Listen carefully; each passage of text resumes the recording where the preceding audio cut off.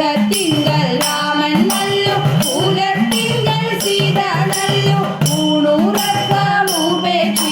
ലക്ഷ്മണൻ നല്ലു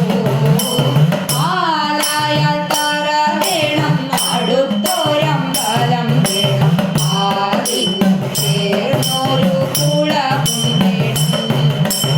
അടച്ചു ഭരതൻ നല്ലു പറവാൻ പൈകിളി നല്ലു പറക്കുന്ന പക്ഷികളിൽ ഗരുഡൻ നല്ലു ആലായാൽ തറ വേണം അടുത്തോരമ്പലം